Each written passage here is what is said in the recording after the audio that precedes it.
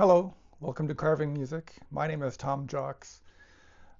I'm trying to fall into a pattern with my videos where I will perform a piece, then I will explain a little bit about the piece or about the composer or some part of history, and also have a video talking about some random um, fact about music history or music or instruments or something like that, and alternate those with the workshop videos.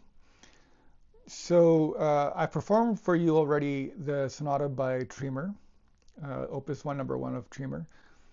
And now I want to tell you a little bit about the piece and about the composer. We don't know very much about Triemer. He's one of these mysterious, unknown composers. However, we do know some things. For instance, he was born in Weimar around 1700. So he would have been a teenager when Bach was active in Weimar. We don't know if he knew Bach or if he ever heard him or if he was even into music yet as a teenager.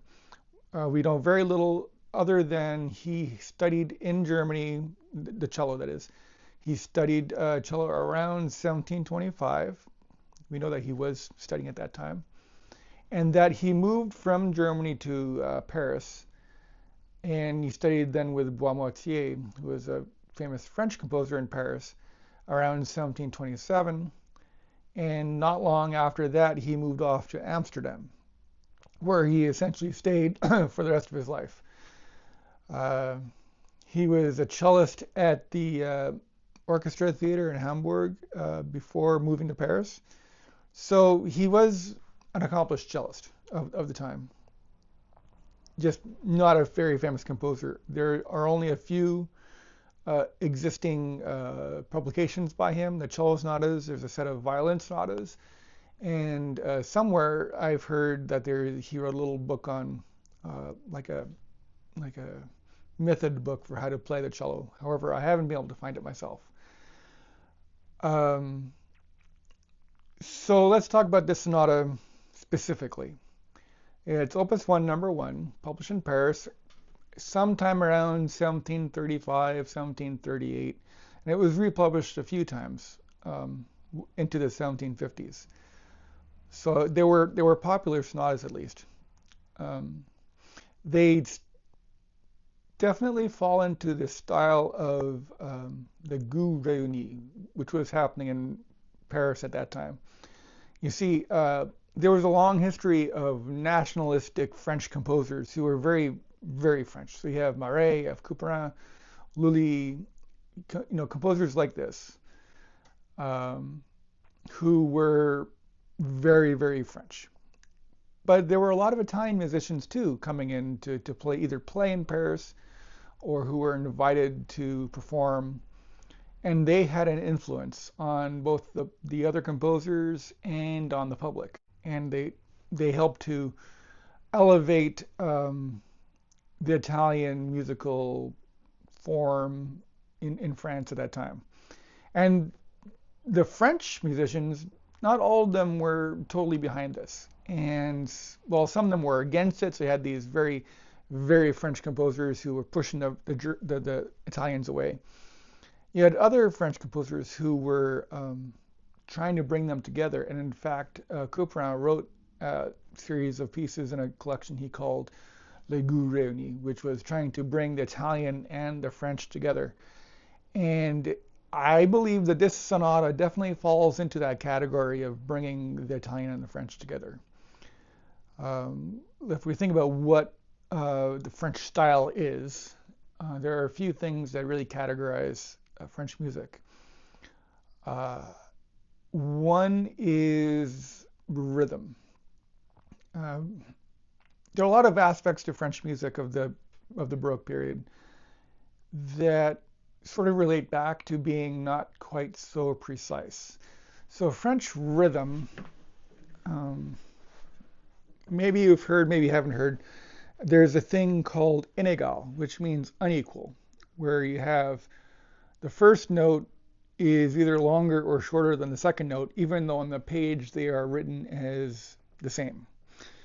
And so there's no indications in the music itself that that is how you play it. However, we have lots of descriptions saying play the first note longer, second note shorter, or we always play the second note shorter, or sometimes they call it inegal. But there are lots of different ways to describe this.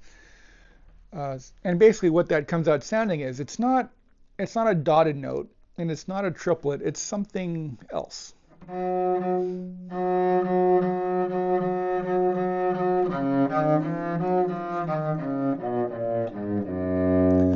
So yeah, I'm not trying to play triplets. 1, 2, 3, 2. It's not like that, and it's not 1, 2, 3, 4, 1, 2, 3, 4, 1, 2, 3. It's not like that. It's really just it's equal, but it is unequal. If I could say it another way, it's like the rhythm is being mumbled. And if you've ever heard a real French person talk, sometimes you get that impression. They're not mumbling, they're speaking quite clearly, but there's a certain relaxed uh, approach to how you are providing your words.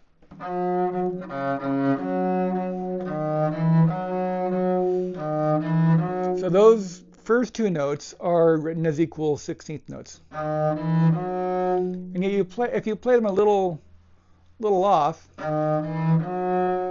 it gives it a little swagger. And that's one aspect of French music, of French performance rather, that really helps to define it. Another aspect would be a lot of French music isn't exactly constant. Yet you might have unequal lengths of phrases or an idea that happens once and it just disappears. And you see that in the instruments too. French instruments of the period, especially the harpsichords and the viol de gambes, they have a kind of otherworldly quality, a little bit smoky, a little bit mysterious. It's a whole, I guess you would call it a vibe. It really is different when you hear an authentic French, either harpsichord or viol de gambe. And those are the two quintessential French instruments.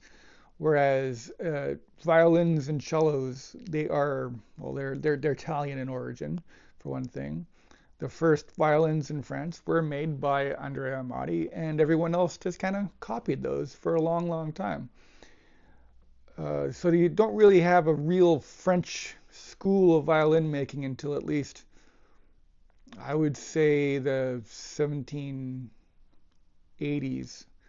Because even the Italians making violins in France at the time, like Castagneri, for instance, his instruments, although they are French instruments, they are pretty Italian if you've ever seen one.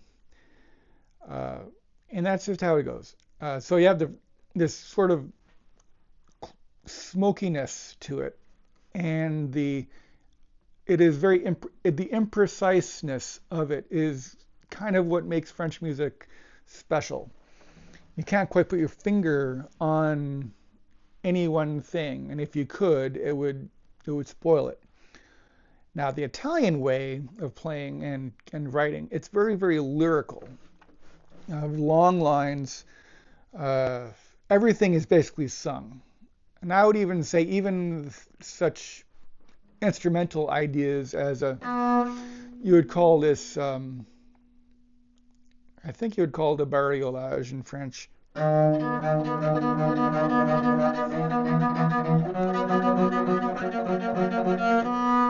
So that's a very Italian thing. You would see that, I don't know, I was just making that up, but I could be in any Vivaldi piece or any Albinoni piece or any other kind of piece from that time.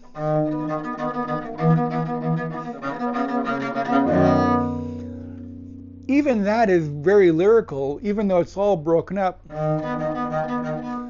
The idea would be to have these two notes be as a chord, and you're just kind of shimmering the chord a little bit.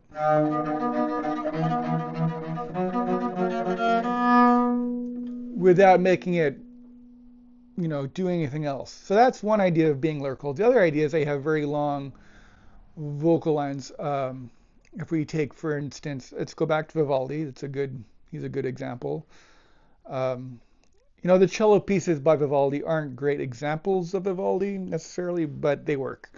So if you think, and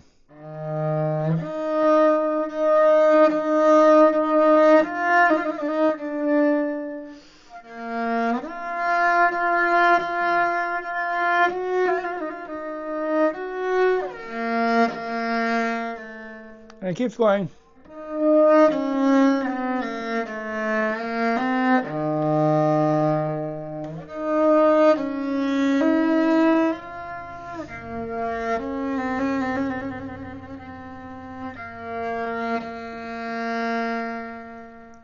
So that's essentially an entire half of a piece, and it's just one phrase, and you might have to breathe a couple of times, but it's still one phrase. You have a very similar idea in this Triemer, especially in the first movement.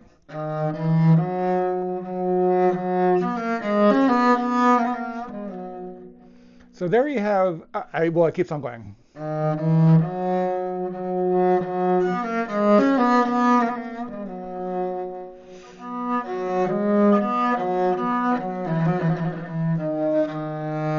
And it keeps going.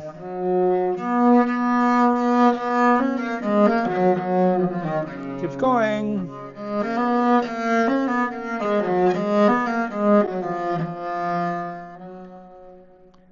And you could make it keep going even, but that's really the end of the first phrase. And that's what, one, two, that's 4 measures long in a slow tempo. So at a quick tempo, it's 8 measures. It's a long phrase. And then there are rests in there, but you need to almost play through the rests to get that to get the phrase to go. So that's a very long, much longer than you would necessarily find in most French music. However, within that, so these are, if you break the music itself down,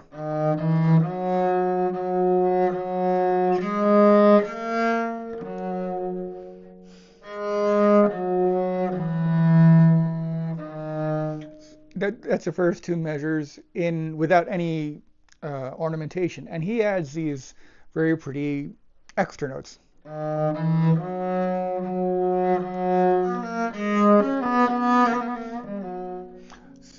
And I specifically did try to put in some French ornaments because they are written, they're just written as appoggiatures.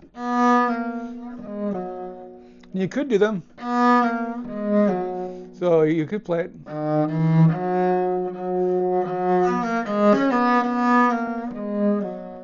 You could do it like that if you wanted to be Italian. However, using the exact same thing that's written down, and you just kind of shift the feeling of it a little bit.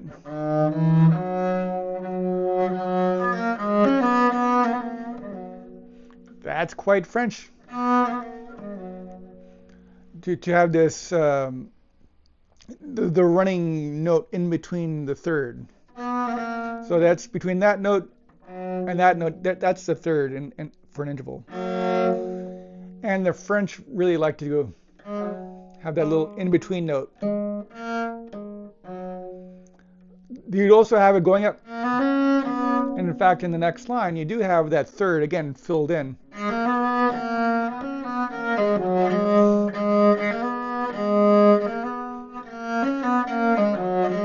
And those are just little appoggiatura notes. So if you see the Italian way of writing it down, but you imagine, okay, he's in Paris, he's been taught by Boismetier, who is a very French composer who wrote many different styles, but he was a very French composer. And you extract all that and you give it a French accent. Okay, so he's a German in Paris writing Italian music, but with a French accent. It's very, very complicated. And you give a little lilt to it. Now it really starts to sound French. Now, when we come back to the Italian side of things, we do want it to be lyrical. So these notes, that's a tune. right there. And then we have this descending scale with a little note on top, like a little.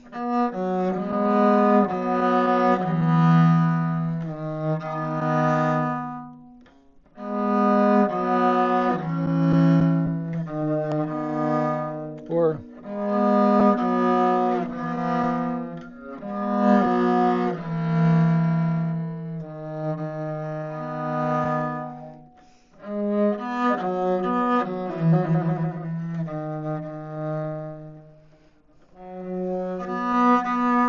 the other important thing in all Baroque music is to not hit those upbeats. So you want it to rise up to the downbeat, but we don't want to have that upbeat be louder than the downbeat, which is hard when that upbeat might be a long note.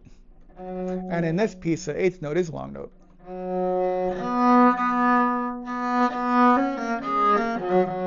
And we also want those triplets to be equal, but not. Okay, so this is the complicated part. We want them to be equal, but not equally important. And if you're playing a keyboard instrument like a harpsichord, you would have to lengthen a note in order to bring it out, or to add more notes in a realization in order to bring that note out. But on the cello, we can make it a little bit louder. There's a lot of three-dimensional playing that you can do, especially with gut strings and a Baroque bow, that you can't necessarily do on steel strings. And one of them is to have different qualities of sound to both the beginning, the middle, and the end. So you can have a, or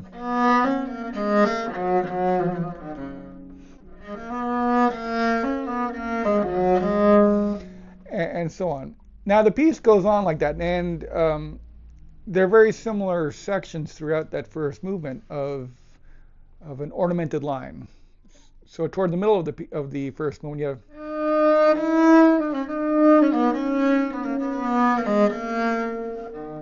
and that's just, it's just that. And in fact, those little ornaments are about the simplest ornamentation you can do. If he was going to do it as a real Italian, you would have very florid lines, something like.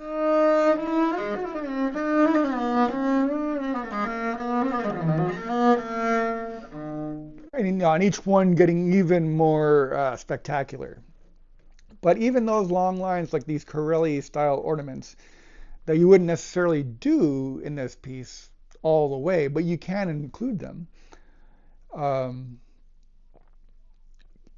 Think about it. You're doing them all under one bow, and it's very long. It's very lyrical. It's very Italian and very sung. You need to sing through those things to be Italian, and you need to speak it, I think, to be French. There is some French lyrical type pieces, but for the most part, the French music is more spoken. It's more of a conversation. It's more almost improvisatory instead of, whereas the Italian is very extroverted and sung a lot of the time. Not always, but Now the second movement is an allegro. Allegro just means happy in Italian.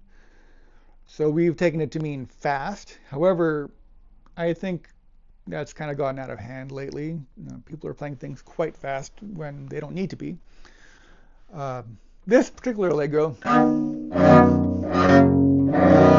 starts off with the very famous Italian idiom of the 3 knocks on the door. And you could do it lots of different ways. You go make them all equal, or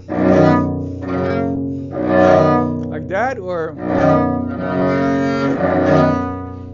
There are lots of ways to play these three chords. I can't remember exactly how I did it on the recording, but I think I did something like,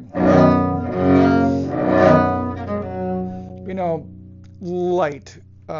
Because again, this is, it might be an Italian phrase, but it is definitely still a French piece.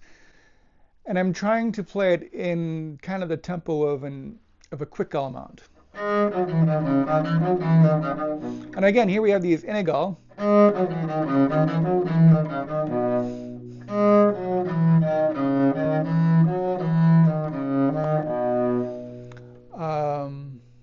Very important to not have the second of every pair be louder than the first. So you get that impression of almost mumbling out the notes, even though you're not. You get that impression that those second notes they're not really there. Now, if you're going to play them in an Italian way, and in fact, you might even want to play it fast. I think this is one thing making a lot of music faster these days, is that if you're playing everything actually equal in terms of length of the note, it is very easy to get faster. Whereas if you're trying to put in a little unequalness, a little inegal, you can only get so fast before you stop hearing the inegal, because you can only hear so many notes at a time. That as soon as you get to a certain point, the unequalness, because you're playing so fast, becomes equal. So you need to slow it down for inegal. But if you're playing it equal, you could play it. Already I played it faster. In fact, let's see.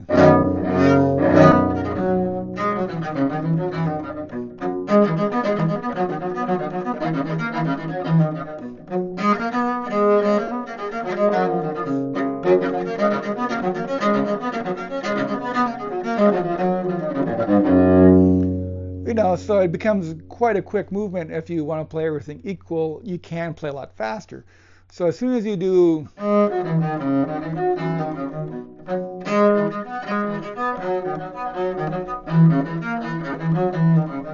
you slow it down, that slower tempo totally changes the mood. Instead of being sort of in your face, virtuoso or aggressive, now you're having a conversation. Now you are speaking at a human level, which I think is much more mid-18th century French.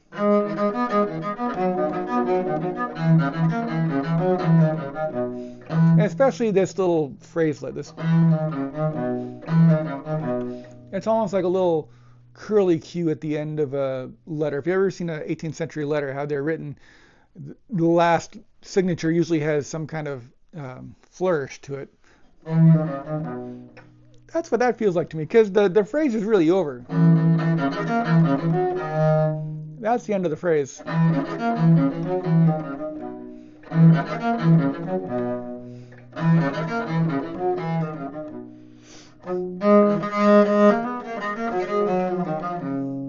And then you just have a one measure in between two longer phrases. So you have one joining phrase that's one measure long.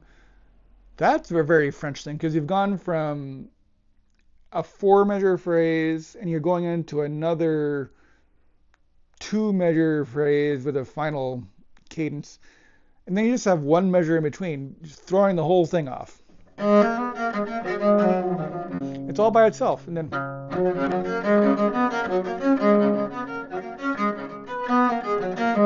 it's over. And then it's just a little curly Q.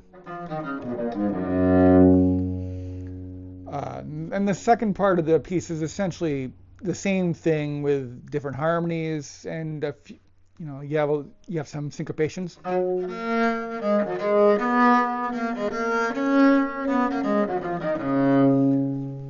So all right. So there's another good example. French, very laid back, very elegant, but not dainty. It is not dainty.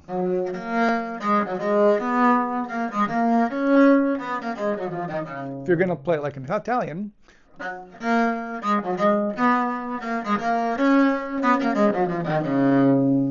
You know, somehow it loses some of that charm that you would have as a French musician. Yeah, let's do this Italian.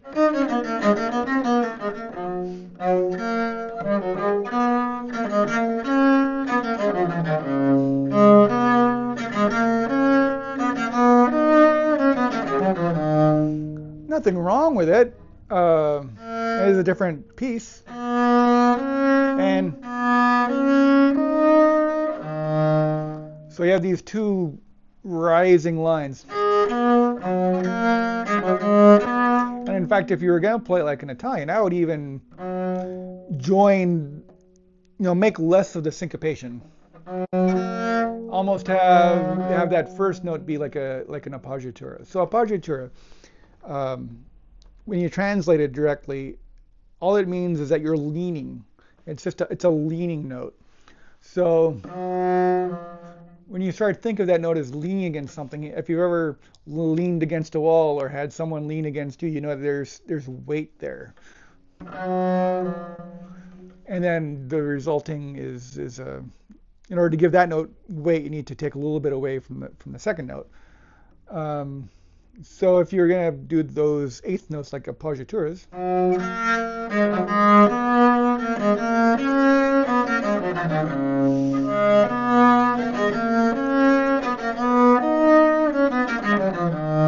so you see how it's getting more insistent. Whereas the French way, in my mind,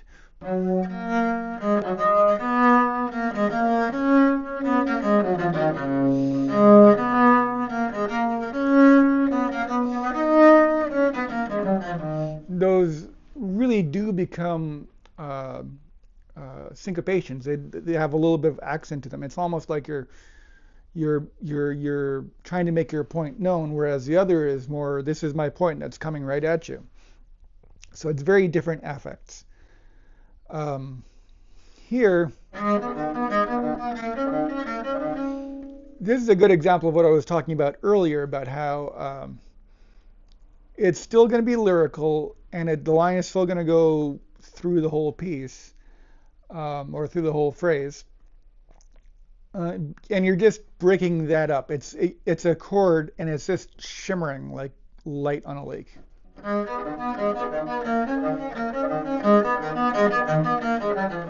And it's up to you. You should have enough skill with the bow to be able to say, I want to pull out that note and that note.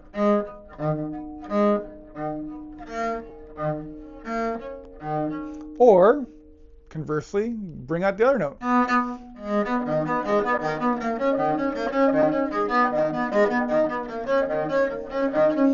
I mean, that way, you could do it that way. It's just a little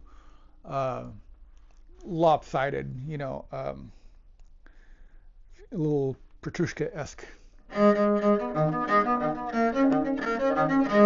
But if you hear this note,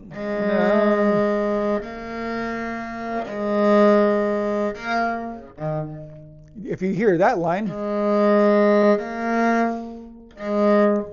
then these two notes make the harmony, but they're not important.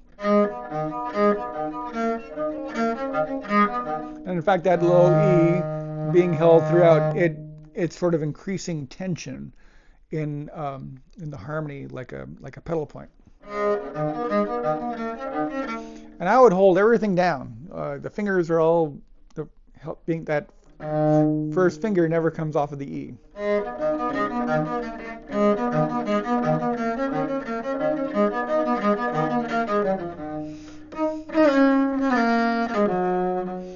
And again, it's just filling in thirds.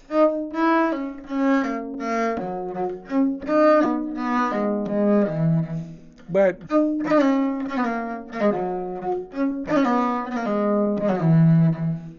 and if you're going to speak it, you want to hold the note, but let it trail. But not, there's no lyricism there. And you still want lyricism, even if you're trying to speak, you need the air to flow, so to speak. And In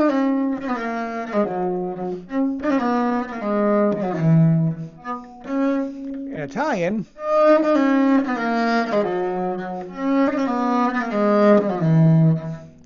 so again, it's a different affect. It's almost a different piece. And in fact, if you want to do that faster tempo that I could imagine a lot of people doing,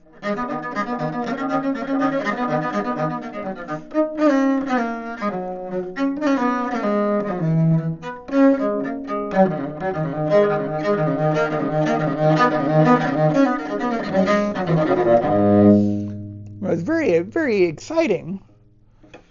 Uh, yeah, I'm not going to deny it. It can be very exciting, but now you're ignoring the whole goût réuni aspect. You're trying to bring that Italian style and the French style and bring it together. So there's a concerto element to this movement of solo and accompaniment, and also of little episodes of soloistic activity. Um, so there's that. That's very Italian. The form is Italian. That doesn't mean you need to speak it with an Italian accent. You can speak it with a French accent.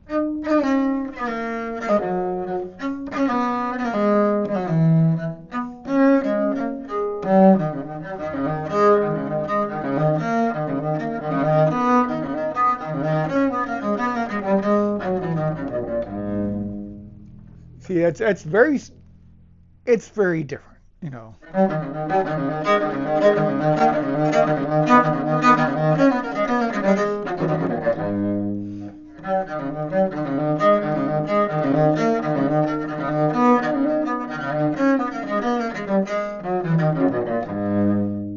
mean, can you imagine the same notes, the same music? It's just completely different. The third movement is a cantabile. So that's an Italian word again. It's very Italian. The whole piece is very Italian in form. But if you really want to appreciate the Parisian setting, then you need to incorporate all these French elements. So cantabile means sung. Make it sound like it's being sung. And it's in the form of a Siciliano. So it's a Siciliano or the Sicilian or however you want to say it.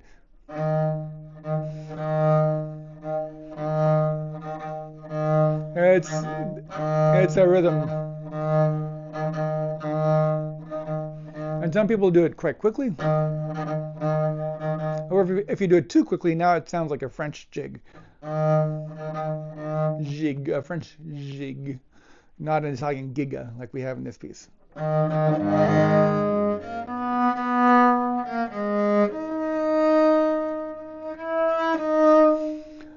So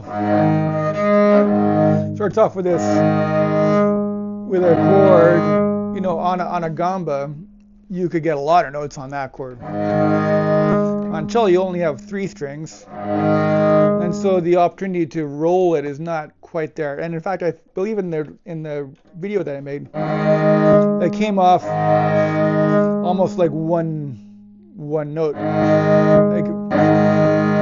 because I can, with enough pressure, and because the hair moves around the strings, you can actually get all 3 strings at once. But I think you should have a little roll to it. And within that roll, within the context of the roll, it's on the beat, not before it. So it's not, if we're going to do 1, 2, 3, 4, 5, 6, it's not like that. It would be 5, 6, 1. So that top note actually comes in a little bit late to the beat. But it's the bottom note that's on the beat.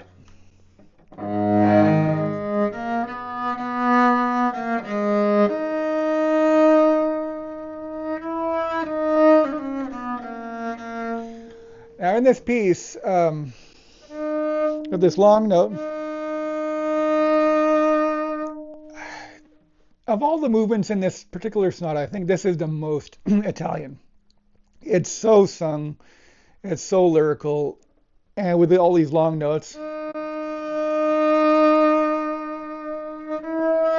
you need to do a little mezzo di voce there. You need to give it a little vibrato toward the middle, or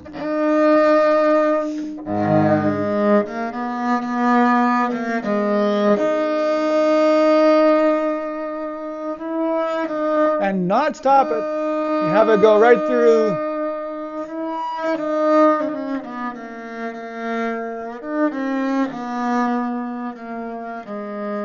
Have it go right through to there, and even there, it's not really at the end yet. It's just a place for the singer to catch their breath.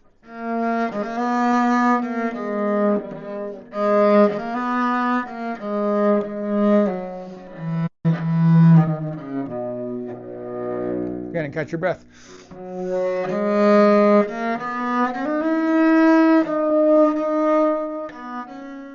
Now, big breath.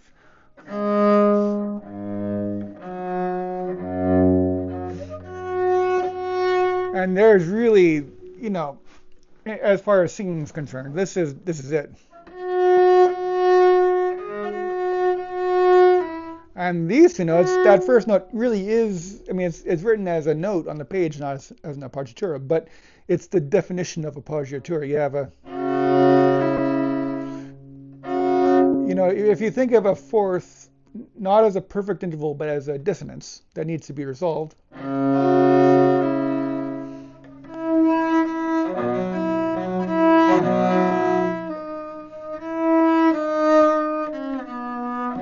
And again, it's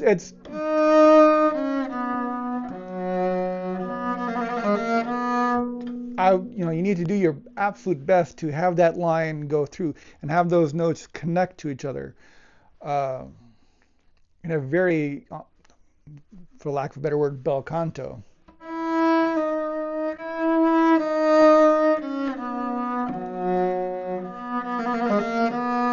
But not every note is equal. You need to realize that you're not going.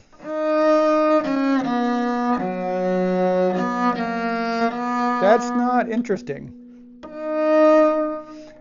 Each note can go up and down and have a swell or go away or come towards you, but they're all connected.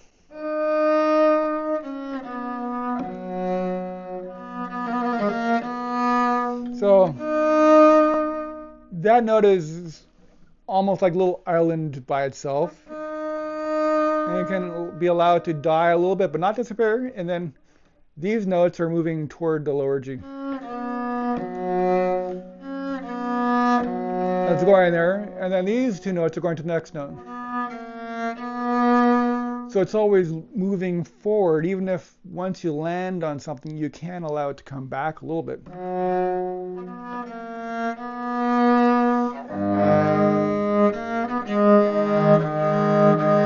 And that's a very difficult chord actually to get in tune. Especially if your strings start going false, which sometimes happens. And then if you add some ornaments, I would totally add Italian ornaments here.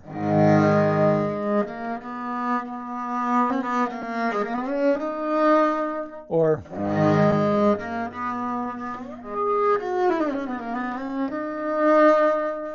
something like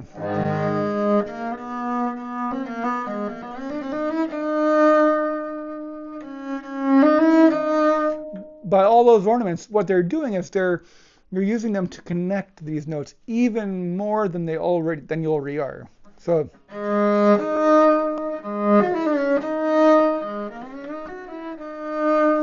these notes are all connecting, and if you, as I hear sometimes, if you have a break between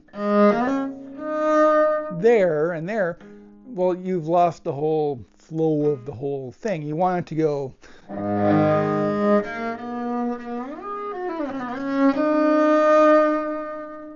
There's no stopping before that next one.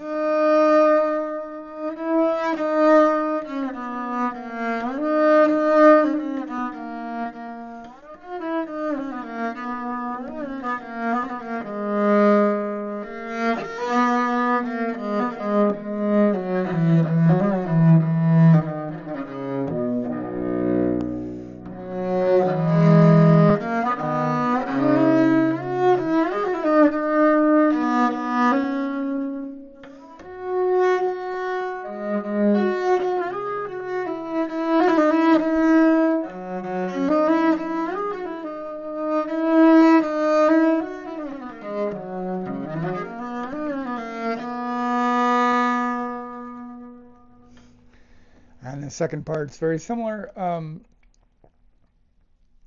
Yeah, this is so Italian that it's hard to put much French into it. But it's almost like he dropped a beautiful Italian aria in the middle of something totally French, which it wouldn't be the first time. Um, it's a nice change of pace. If you did want to add a little French touch to it,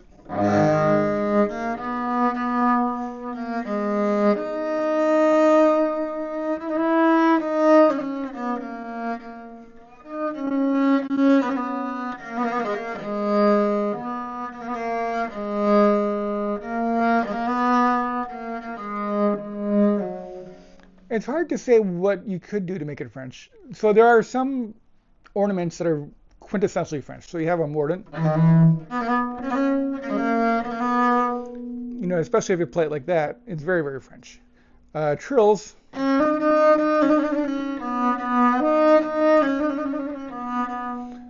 mean, everyone has a trill. Then there's one that pretty much only gamba players use, which is it's a vibrato. It's a two-finger vibrato. So you have the note being played by your main finger. Then you take another finger and you encounter the string with that second finger. So it's a very wide vibrato that has a specific kind of a sound.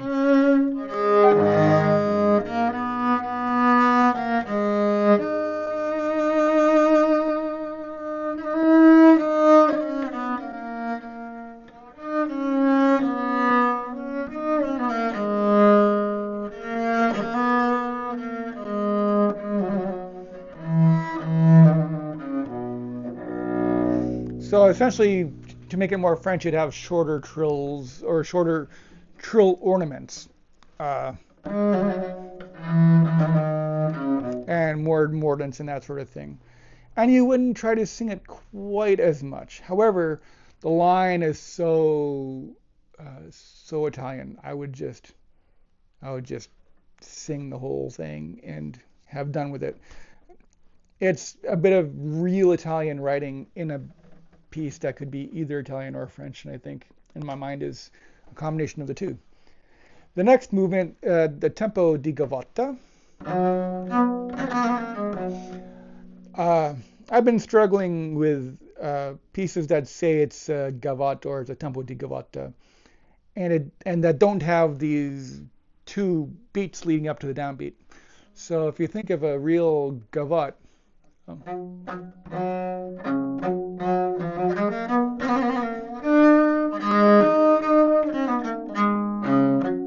or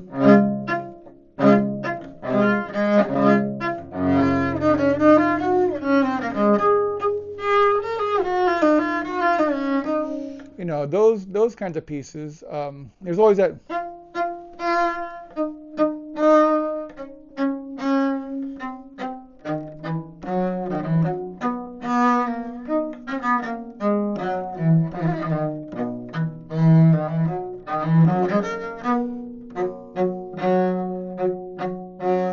That's a gavotte motion. What does this have?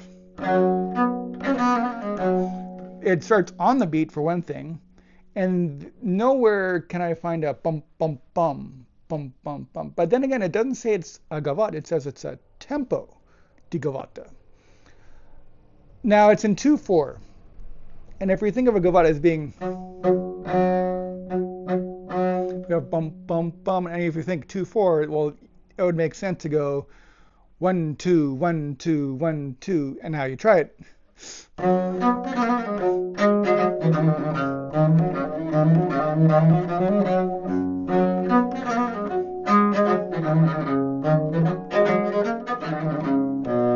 That's fine. It sounds a little bit ridiculous to my ear, only because, I mean, in fact, that's not even a tempo. Bum bum bum. 1 2 1 2 1 2 1 2.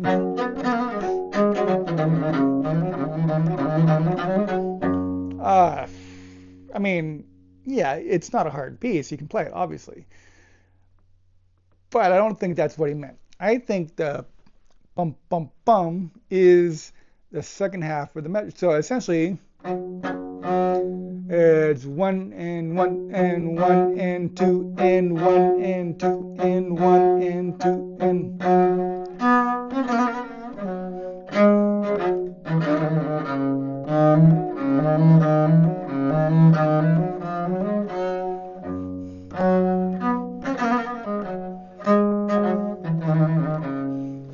So again, it brings it down to a human level.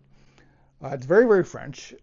Even if it's not a gavotte, it's only a tempo di gavotte. I think it's a very interesting short movement that shouldn't be played as fast as one might think.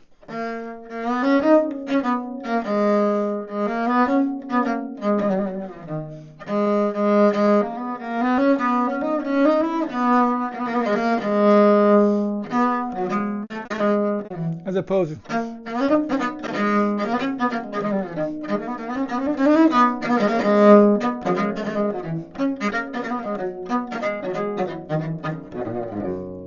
I think that just sounds a little silly.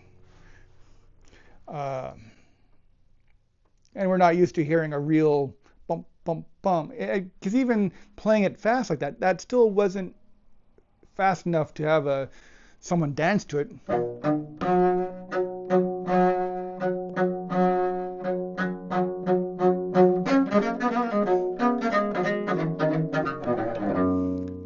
No, I think it's half that tempo. Uh, Now, the last movement, the jig, the giga, is again an allegro. And in fact, when I was trying to find a tempo to record it to, I found that all these previous, in fact, all the movements except for the first one, can be played with the same tempo, with the same beat, the same tactus. So at first, I of course played a jig quite quickly.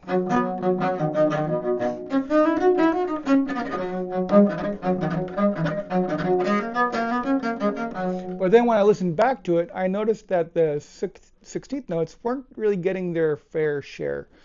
They were a little bit hard to hear. Um, I think I was playing them fine. They were just hard to hear because they were quick. They were too fast. And in fact, they were too slow, and they were still too fast to really be heard. So if you slow it down,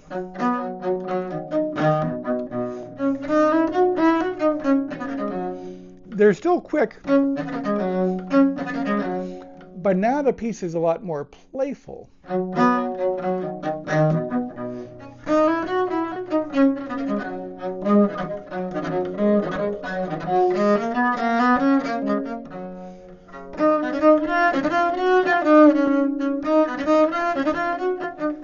And it's still allegro. I mean, it's still fast. It's just not hectic. I think that's a difference. A lot of French music, I think a lot of music from this period in general, it needs to relax a little bit. It needs to be something that's pleasant to listen to and not necessarily exciting. Not that it's going to put you to sleep, but it needs to have a certain poise and to sit back into itself.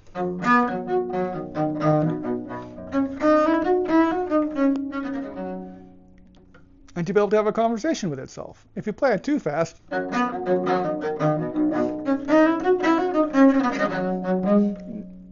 now those notes instead of being playful, now they're aggressive.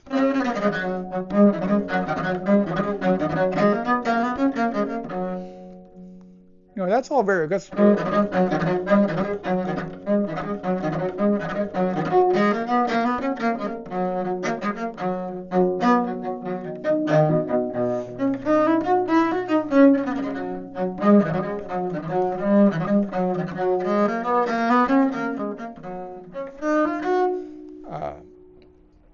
Uh, so playing anything too fast, I think, makes it aggressive. So if you want aggressive, fine, play it that way.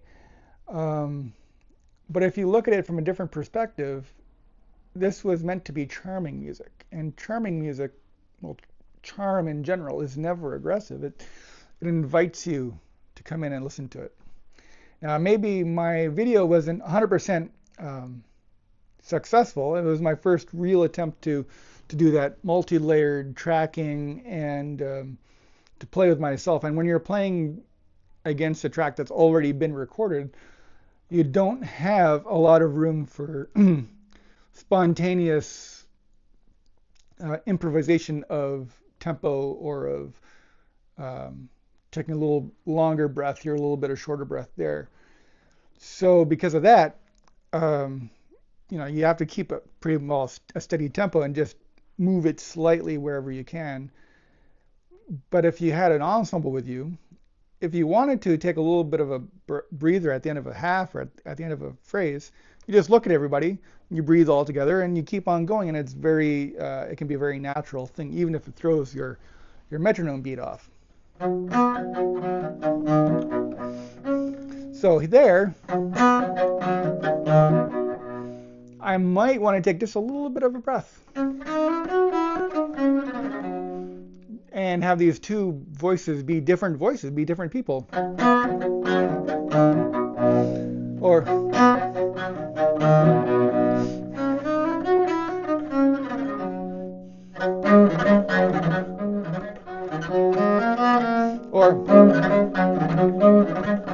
and have it be the second voice. And the second voice trying to encourage the first.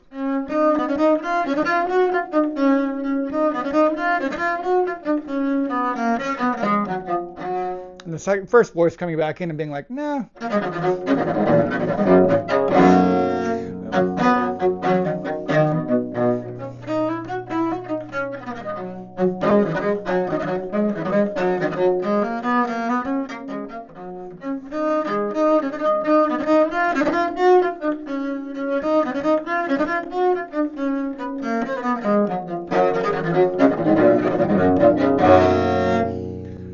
So when you're playing with an ensemble, you can do something more free, maybe like that, where, again, it's pretty well in tempo. But I was really surprised at how little leeway I had when I was playing against myself. And I would record back and forth until I found something that was working. I think that's how my work is going to go forward. So I'll just play it back and forth a lot until I get something that sounds pretty free. But as a first real attempt at this, I was surprised and a little disappointed that I couldn't take more liberties. Not that I'd ever thought about it before, but here we are. So that is what I think is a very pleasant cello sonata from about 1735 or so, 1738. It isn't Barriere. Barriere is a lot more difficult than this, but it's in the same kind of a style. It's in the same kind of a mood. So next time we look at a Barriere sonata, and who knows when I might play a Barriere sonata on here, think about that. Try to be more charming than spectacular. Try to be charming, not spectacular. It's hard to do. It's very hard to do. Now, as a little preview for what I'm going to play next, I'm going to show you how I'm going to choose the piece that I play next. And for that, I have made a spreadsheet here with whatever pieces I have at my disposal. These are all collections, and then within the collection there might be 3 pieces or 6 pieces or 12 or however many pieces are in the collection. Most of these opuses have 6 sonatas. So you see here, there would be 3 sonatas or 6 sonatas. So then I have to choose one of those. So how do I choose it? I choose it at random. And to choose it at random, I have here, I have a random number generator with advertisements, unfortunately. So I have 382 choices. And I'm going to generate a random number 72. And that number 72 is, let's see here. go back down and find 72.